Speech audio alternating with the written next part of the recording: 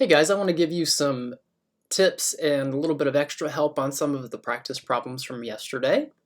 So some of them were just normal Lewis structures for neutral molecules, and I also talked to you guys about how to do that additional step if you have a polyatomic ion. But it's really the same process, you just have to take into account whether or not there's a positive or negative charge and what that means in terms of the electron total count. In this video, one of the first tips I want to give you is that the formula itself can give you an idea about how the atoms are bonded together. So one of the problems was CH3Cl, and if you look at how they've written out the formula, they have CH3 out front and then a Cl. Now that's important because that gives you an indication about how the atoms are bonded together. So we're going to start with CH3. That's one carbon and three hydrogens bonded together. So that's like the CH3 part. And the chlorine will bond to the carbon. And this still is in accord with the other tips I've given you, like picking out a central atom that can form the most bonds. Between these three elements, carbon can form the most bonds, so it makes sense to put carbon in the middle. But if you look at what we have now, we've got our CH3 here, and the Cl here. So those are the two parts to the formula. So we've drawn the Lewis structure kind of like the formula is written out, at least in terms of the first couple steps. So something I skipped over there is counting up the total number of valence electrons. You've got 4 from carbon, 3 hydrogens, each with 1 electron, and then 7 from chlorine. That gives us a total of 14 electrons. We've got 2, 4, 6, 8.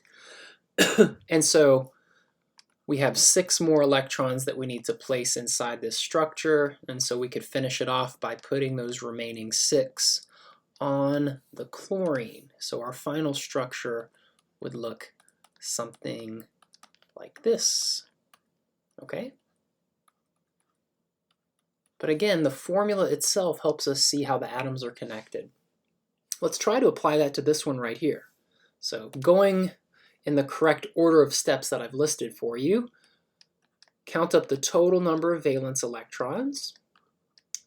Okay, 4 from the carbon, 3 hydrogens, each of which have 1 valence electron, 6 for oxygen, and 1 more. That gives us a total of 14 valence electrons in this structure, and we're going to put carbon in the middle and oxygen, and as we decide what to do next, we look at the formula. It says CH3OH. Okay, so there's the CH3 part right here, and we see that in the Lewis structure as well. Okay, there's the CH3 and then the OH part.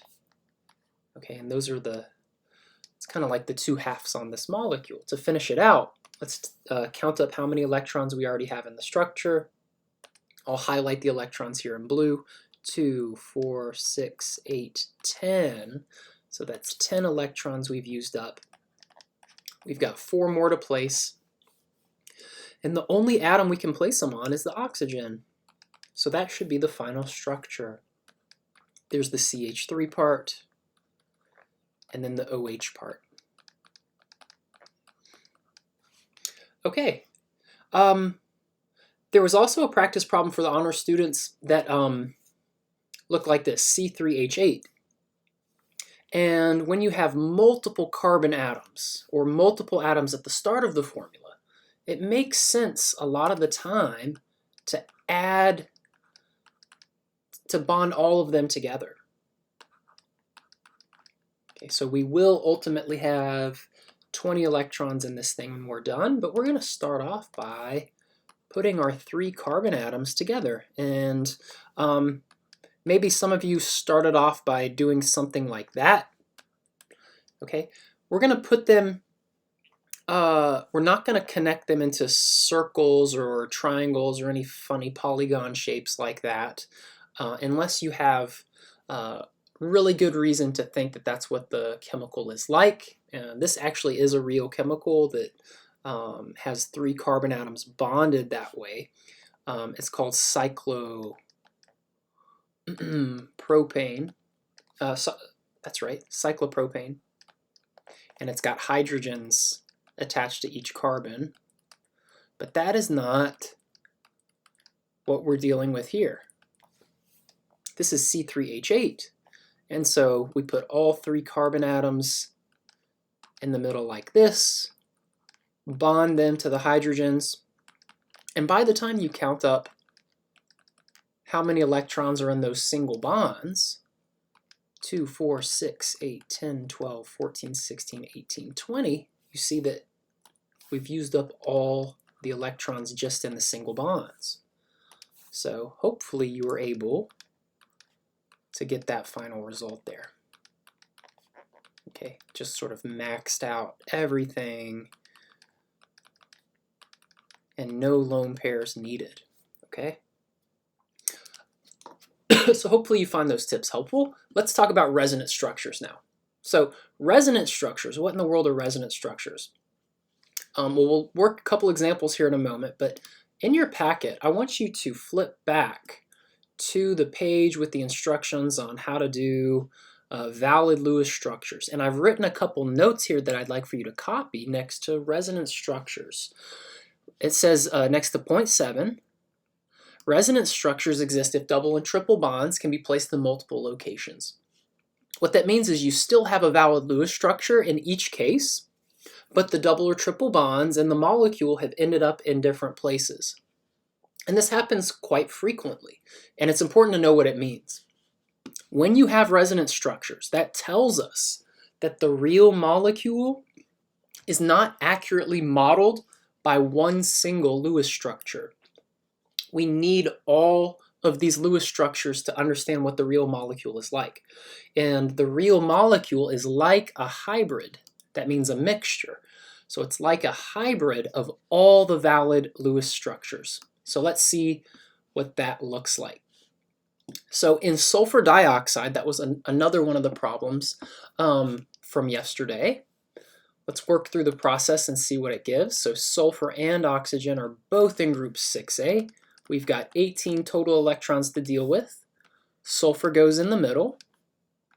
A lot of the time, that first element is going to be your central atom if it makes sense, not if it's hydrogen. Hydrogen's never going to be in the middle, but if it's some other element out front, a lot of the time that tells us it's going to be in the middle. So you got to apply all those rules of thumb about how the atoms may be bonded together.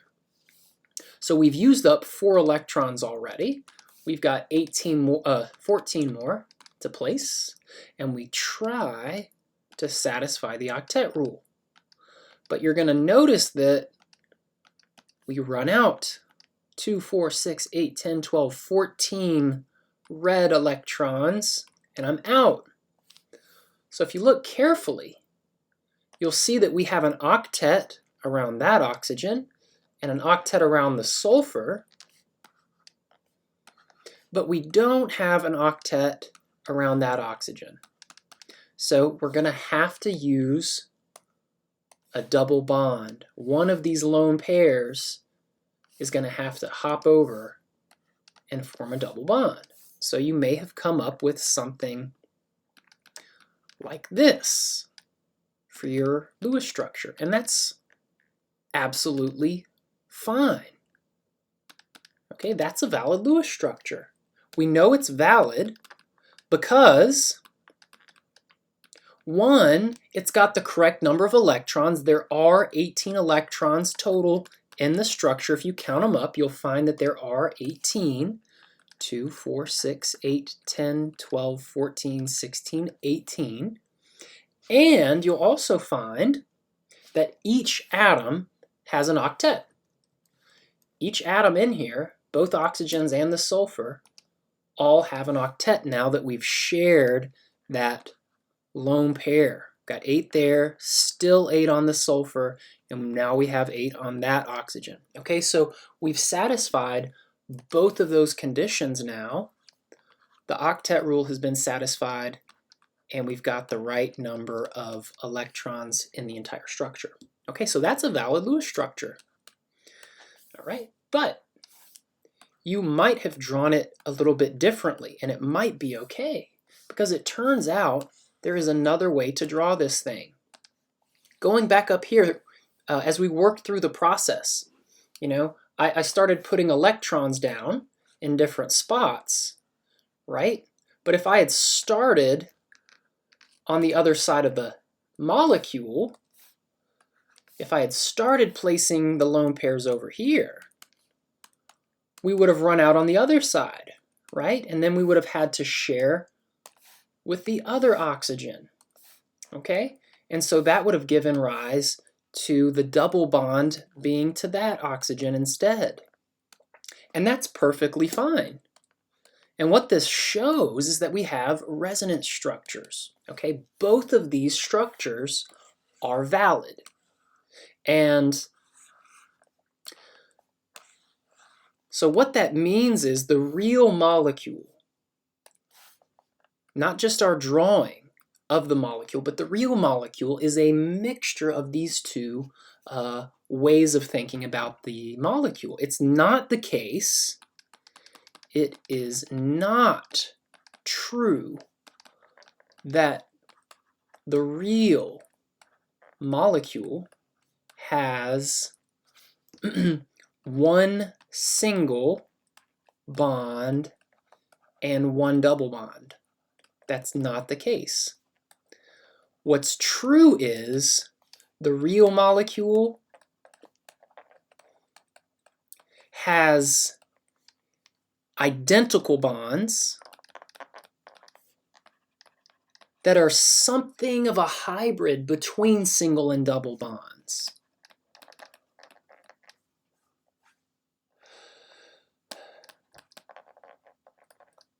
So they're between double and single bonds.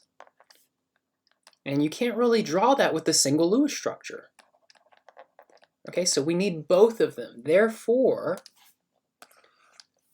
we include both of these in our final answer. This molecule has two resonance structures, okay, two valid Lewis structures where the double bond sort of is on either side.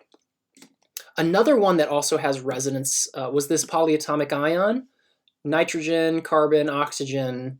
I'm not sure the name of this ion, but it doesn't matter what it's called because we are just focused on its Lewis structure. Okay, so forget about what it's called. So this is another one where the way they've written the formula helps us know how the atoms are connected. So we're gonna, after we count up the valence electrons, and again there's that negative charge, so we have an extra electron in there, you see that we've got 16 electrons, valence electrons total. This tells us we should bond the nitrogen to the carbon to the oxygen. We've used up 4 electrons here. We've got 12 more to place. And so let's maybe start on this side of the molecule. 2, 4, 6, 8, 10, 12. And notice that this oxygen does not have an octet. You're not allowed to add in extra electrons. Can't do that. This thing should have 16 total. So back up. If we started on this side, we run out of electrons, and so the only way to fix that is to get a triple bond to this oxygen. Okay, so if we work through it that way, we get a triply bonded oxygen, singly bonded nitrogen, and we put brackets around it, negative charge. Okay, so that's a valid Lewis structure. It meets both conditions. It's got the right number of electrons, and every atom has an octet that means an octet. However, if you work through it a different way and you start adding on the lone pairs in other spots, maybe if you start on the oxygen and you work your way towards the nitrogen as you're putting in the lone pairs, you'll land on a different resonance structure and you'll have the triple bond to the nitrogen instead, right? On the opposite side. And that's also a valid Lewis structure. It's got 16 electrons total, and every atom has an octet that needs an octet. So these are resonance structures. And there is a third resonance structure. So right now, I'd like for you to pause the video and see if you can figure out the third resonance structure.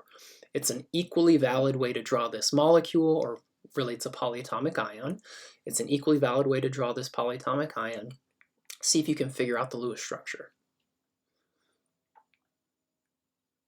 Okay, so maybe you came up with the right one.